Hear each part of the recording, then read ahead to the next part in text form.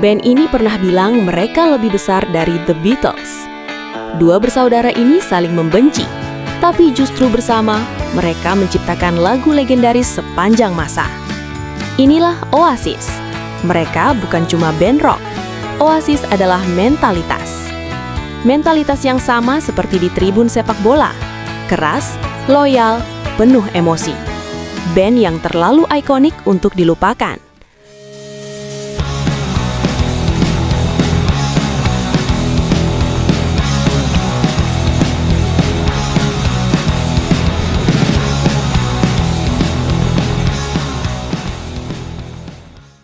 Kalau kamu hidup di era 90-an, mustahil nggak pernah dengar Wonderwall.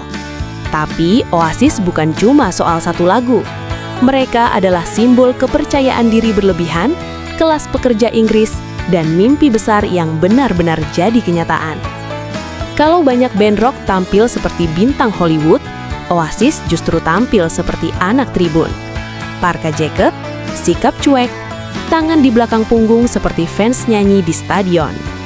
Oasis terdengar dan terlihat seperti lagu yang seharusnya diputar di pub sebelum kick-off. Oasis berasal dari Manchester, kota keras dengan budaya musik kuat. Manchester bukan kota glamor, ini kota industri, kota kelas pekerja. Di kota ini, sepak bola dan musik bukan hiburan, tapi identitas hidup. Liam dan Noel Gallagher tumbuh di lingkungan keras Manchester, di mana akhir pekan berarti dua hal, pertandingan sepak bola, musik rock di pub. Dan satu hal penting, keluarga Gallagher adalah fans berat Manchester City. Di era 90-an, City bukan klub kaya seperti sekarang. City adalah klub sering degradasi, penuh kekecewaan, tapi punya fans paling setia. Dan disinilah Oasis terasa sangat relevan. Saat Oasis mulai terkenal, mereka tetap memakai jersey City, tetap datang ke stadion, tetap menyebut diri mereka fans biasa. Liam Gallagher bahkan sering bilang, "Aku lebih bangga jadi fans City daripada jadi rockstar." Oasis menjadi simbol kebanggaan fans City di saat klub itu belum punya kejayaan. Tahun 1994, musik Britpop meledak. Album debut Definitely Maybe dirilis. Hasilnya, boom! Album ini langsung mencetak sejarah sebagai debut album tercepat terjual di Inggris. Lagu-lagu seperti Supersonic, Live Forever, Don't Look Back in Anger, dan Wonderwall membakar stereo radio. Strukturnya sederhana, refnya besar, liriknya mudah dihafal. Itu bukan kebetulan. Lagu Oasis terdengar seperti chant tribun, lagu kebersamaan, dan nyanyian kolektif, menjadikan anthem generasi muda Inggris yang bosan dengan musik muram dan pesimis. Dan fakta menariknya, Don't Look Back in Anger sering dinyanyikan fans Manchester City dan tim-tim Inggris lainnya di stadion.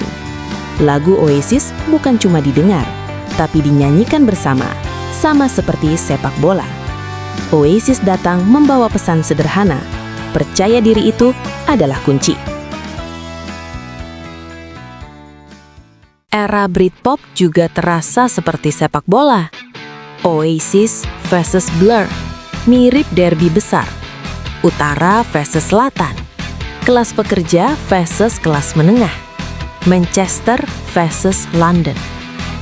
Media membesar-besarkan rivalitas ini seperti pertandingan final. Dan Oasis, mereka menikmati peran sebagai tim paling dibenci tapi paling ditakuti. Mentalitas ini sangat sepak bola. Lebih baik dibenci asal menang. Tahun 1995, Oasis merilis senjata pamungkas, What's the Story? Morning Glory. Album ini bukan cuma sukses, ini adalah fenomena global. Wonderwall diputar di mana-mana. Don't Look Back in Anger jadi lagu wajib di pub dan di tribun. Champagne Supernova jadi soundtrack hidup jutaan orang. Penjualan? Lebih dari 22 juta kopi. Konser Knapworth 1996, 250.000 penonton, 2 juta orang rebutan tiket. Mereka datang bukan cuma untuk mendengarkan musik, tapi untuk menjadi bagian dari momen sejarah. Rasanya bukan seperti konser, tapi seperti final pertandingan sepak bola. Oasis resmi jadi band terbesar di dunia.